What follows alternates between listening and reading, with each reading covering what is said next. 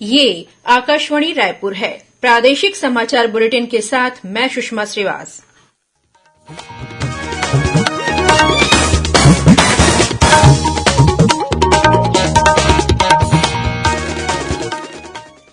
और अब पेश है आज के मुख्य समाचार। प्रदेश में अक्षय तृतीया का पर्व कल माटी पूजन दिवस और अक्ति तिहार के रूप में मनाया जाएगा। प्रदेश में शासकीय कर्मचारियों के महंगाई भत्ते में 5% की बढ़ोतरी की गई। यह दर 1 मई से लागू होगी। देश में कल मनाई जाएगी ईद उल फितर। राज्यपाल, मुख्यमंत्री और विधानसभा अध्यक्ष ने प्रदेशवासियों को दी मुबारकबाद। और राजधानी रायपुर सहित प्रदेश के अनेक स्थानों में आज मौसम ने करवट बदली। अंधड़ के साथ पड़ी बौछारें।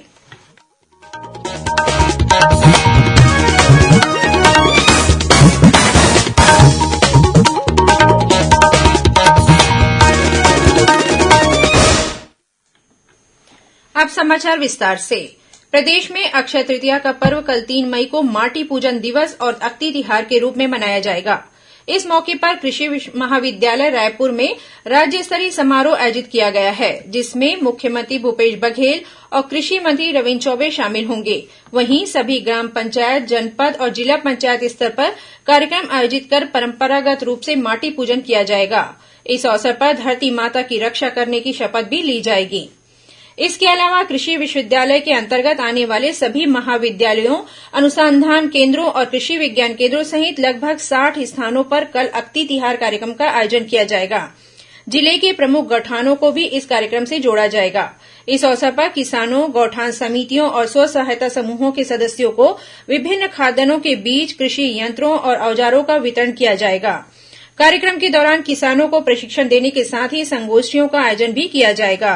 राज्य सरकार द्वारा जैविक खेती को बढ़ावा देने के लिए इस वर्ष से अक्षय तृतीया पर माटी पूजन दिवस मनाने का महाअभियान शुरू किया जा रहा है। राज्यपाल अनुसुईया उइके, मुख्यमंत्री भूपेश बघेल और विधानसभा अध्यक्ष डॉक्टर चरणदास महंत ने प्रदेशवासियों को अक्षय तृतीया की बधाई दी है। इस बीच अंधश्रद्धा निर्मूलन समिति के अध्यक्ष डॉक्टर दिनेश मिश्र ने कहा है कि बाल विवाह जैसी सामाजिक कुरीति के उन्मूलन के लिए समाज के सभी वर्गों का सहयोग आवश्यक है। उन्होंने कहा कि पुरानी परंपराओं को आगे बढ़ाने के नाम पर होने वाले बाल विवाह को रोकना सभी जागरूक नागरिकों का कर्तव्य है। डॉक्टर मिश्र ने कहा कि अक्षय तृतीया के मौके पर अधिक संख्या में ग्रामीण क्षेत्रों में बाल विवाह कराए जाते हैं। उन्होंने कहा कि बाल विवाह की प्रथा धार्मिक और सामाजिक रूप से सही नहीं है। डॉक्टर मिश्र ने ग्रामीणों से अपील की है कि वे अपने आसपास किसी बच्चे की शादी होते देखें तो तुरंत पुलिस प्रशासन को सूचित करें। प्रदेश में शासकीय कर्मचारियों के महंगाई भत्ते में 5% की बढ़ोतरी की गई है। मुख्यमंत्री भूपेश बघेल ने कल श्रम दिवस के अवसर पर महंगाई भत्ता बढ़ाने का निर्णय लिया। शासकीय कर्मचारियों को महंगाई भत्ते की यह दर 1 मई से लागू होगी। गौरतलब है कि वर्तमान में राज्य के कर्मचारियों को 17% महंगाई भत्ता प्राप्त हो रहा है, जो अब बढ़कर 22% हो जाएगा।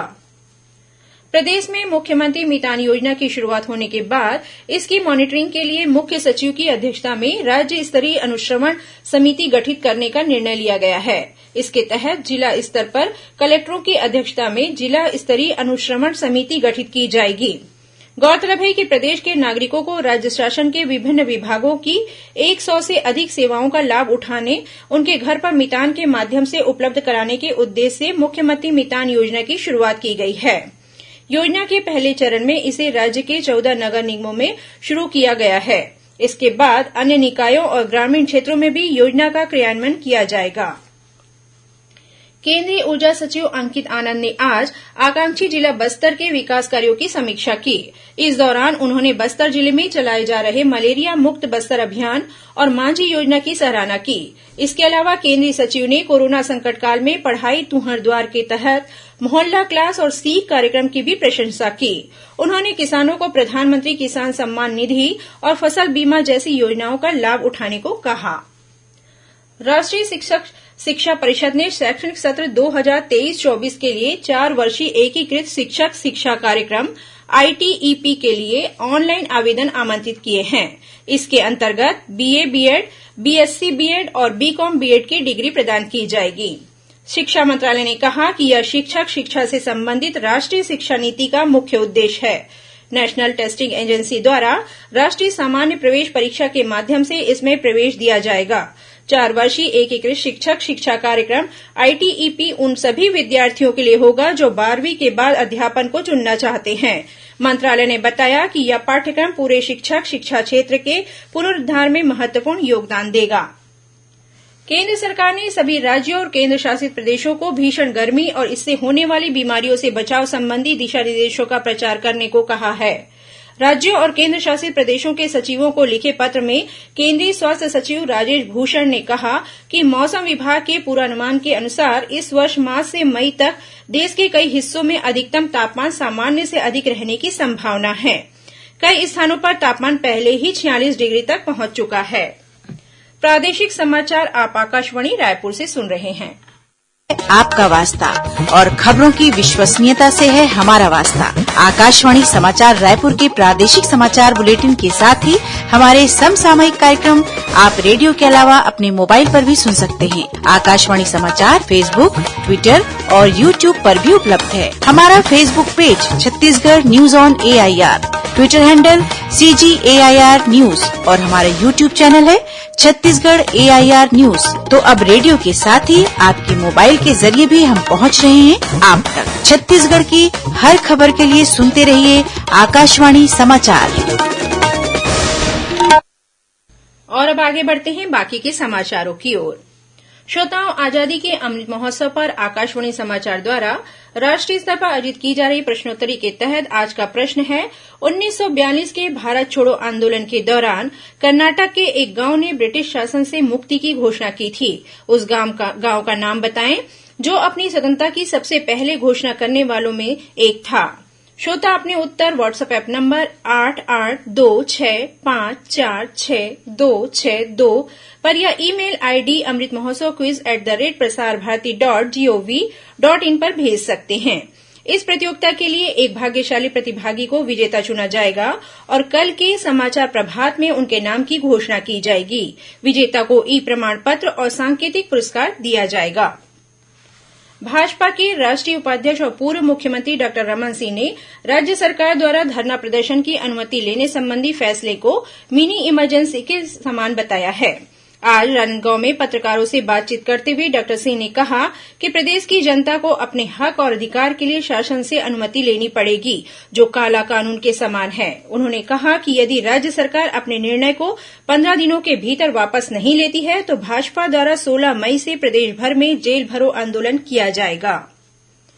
मुख्यमंत्री भूपेश बघेल ने आज रायपुर स्थित अपने निवास पर कोविड-19 से बचाव के लिए प्रिकॉशन डोज का टीका लगवाया। इस अवसर पर मुख्यमंत्री ने कहा कि टीकाकरण कोविड-19 से बचाव का सुरक्षा कवच है। उन्होंने प्रदेशवासियों से अपील की है कि वे निर्धारित मापदंड और गाइडलाइन के अनुसार कोविड संक्रमण से बचाव के लिए टीका अवश्य लगवाएं। श्री बघेल ने यह भी कहा कि कोविड-19 का खतरा अभी टला नहीं है, इसलिए सभी लोग कोरोना प्रोटोकॉल का पालन करते रहें। देश में ईद उल फितर कल मनाई जाएगी। रमजान का आज आखिरी दिन है। इस अवसर पर ईदगाहों में विशेष नमाज अदा की जाएगी। छत्तीसगढ़ की राज्यपाल अनुसुईया उइके, मुख्यमंत्री भूपेश बघेल और विधानसभा अध्यक्ष डॉक्टर चरणदास महंत ने प्रदेशवासियों को ईद की मुबारकबाद दी है। राज्यपाल ने कामना की है कि ईद का पर्व सभी के जीवन में खुशियां और भाईचारा लेकर आएगा तथा अमन, चैन, सौहार्द और एकता का संदेश देगा। जांजगीर चांपा जिले के धरदेई गांव में एक पिकअप वाहन अनियंत्रित होकर पेड़ से टकरा गया। इस हादसे में एक व्यक्ति की मौत हो गई जबकि एक अन्य व्यक्ति गंभीर रूप से घायल हो गया, जिसे बिलासपुर रेफर किया गया है। वहीं कुछ अन्य लोगों को मामूली चोटें आई हैं। पिकअप वाहन में करीब 20 लोग सवार थे। वहीं इसी जिले के नगरदा गांव में तेज रफ्तार मोटरसाइकिल के अनियंत्रित होकर पुल से टकरा जाने से एक व्यक्ति की मौत हो गई। इधर रायगढ़ जिले में लैलूंगा के पास बीती रात बस और कार के बीच हुई भिड़ंत में कार सवार एक व्यक्ति की मौत हो गई। मृतक व्यक्ति लैलूंगा का रहने वाला था। और अब पेश है मौसम का हाल। प्रदेश के कुछ स्थानों पर आज तेज अंधड़ और गरज चमक के साथ बारिश हुई। राजधानी रायपुर में आज दोपहर बाद अचानक मौसम का मिजाज बदला और तेज हवा के साथ जोरदार बारिश हुई। तेज आंधी के कारण रायपुर के आसपास के इलाकों में कई जगहों पर पेड़ भी गिरे। इसकी वजह से सड़क मार्ग अवरुद्ध होने के साथ ही बिजली आपूर्ति भी बाधित हुई। वहीं अंबिकापुर, कोरिया सहित प्रदेश के कुछ स्थानों में भी बारिश होने के समाचार मिले हैं। मौसम में आए इस परिवर्तन से तापमान में कुछ गिरावट आई, जिससे लोगों को गर्मी से थोड़ी राहत मिली है। इस बीच मौसम विभाग के अनुसार एक ऊपरी हवा का चक्रीय चक्रवाती घेरा दक्षिण पूर्व उत्तर प्रदेश के ऊपर स्थित है। इसके असर से कल भी प्रदेश में एक दो स्थानों पर हल्की वर्षा होने और गरज चमक के साथ छींटे पड़ने की संभावना है। वहीं कुछ स्थानों पर अंधड़ भी चल सकता है। बदली बारिश का मौसम होने के कारण प्रदेश में अधिकतम तापमान में हल्की गिरावट का दौर फिलहाल जारी रहेगा। अब कुछ समाचार संक्षिप्त में। राज्यपाल अनुसुईया उइके ने केंद्रीय इस्पात मंत्रालय के सचिव संजय सिंह से सौजन्य मुलाकात की। इस अवसर पर उन्होंने राज्यपाल से इस्पात मंत्रालय की इकाइयों और उससे जुड़े विभिन्न विषयों पर चर्चा की। लोक निर्माण मंत्री ताम्रध्वज साहू आज कोरिया जिले के प्रवास के दौरान कांग्रेस कार्यकर्ताओं की बैठक में शामिल हुए। इसके बाद उन्होंने जिले में सी मार्ट का लोकार्पण किया। नॉर्थ अमेरिका छत्तीसगढ़ एसोसिएशन के सदस्यों ने मजदूर दिवस के अवसर पर कल बोरे बासी खाकर छत्तीसगढ़ी संस्कृति के प्रति सम्मान प्रदर्शित किया। दक्षिण रेलवे के एट्टूमानूर कोयट्टुम चिंगावनम स्टेशनों में दोहरीकरण कार्य की वजह से कोरबा से चलने वाली कोरबा कोचुवेली एक्सप्रेस को परिवर्तित मार्ग से चलाया जाएगा। बेंगलुरु में आयोजित राष्ट्रीय पावर लिफ्टिंग प्रतियोगिता में दुर्ग की जेबा अख्तियार ने महिलाओं के 84 किलोग्राम वजन समूह में 157 किलो बेंच प्रेस लिफ्ट कर छत्तीसगढ़ को रजत पदक दिलाया है। रायपुर स्थित डीकेएस अस्पताल से पिछले दिनों इलाज के दौरान फरार कैदी को कवर्धा पुलिस ने गिरफ्तार कर लिया है। रायपुर के गुढ़ियारी स्थित प्रयास संस्थान के कंप्यूटर कक्ष में आग लगने से कंप्यूटर सहित संस्थान के पुराने दस्तावेज जलकर खाक हो गए। दंतेवाड़ा जिले के गुड़से गांव में अज्ञात लोगों ने एक कोटवार की हत्या कर दी है। पुलिस ने मामला दर्ज कर जांच शुरू कर दी है। और सुकमा पुलिस ने कोंटा थाना क्षेत्र में एक वाहन से 350 किलो गांजा बरामद किया। जब्त गांजे की कीमत करीब 36 लाख रुपए बताई जा रही है। इस मामले में पुलिस ने वाहन चालक को गिरफ्तार कर लिया है। अंत में मुख्य समाचार एक बार फिर। प्रदेश में अक्षय तृतीया का पर्व कल माटी पूजन दिवस और अक्ति तिहार के रूप में मनाया जाएगा।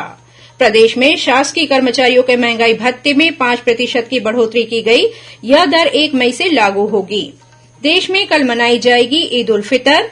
राज्यपाल, मुख्यमंत्री और विधानसभा अध्यक्ष ने प्रदेशवासियों को दी मुबारकबाद। और राजधानी रायपुर सहित प्रदेश के अनेक स्थानों में आज मौसम ने करवट बदली। अंधड़ के साथ पड़ी बौछारें। इसी के साथ प्रादेशिक समाचार बुलेटिन समाप्त हुआ। नमस्कार।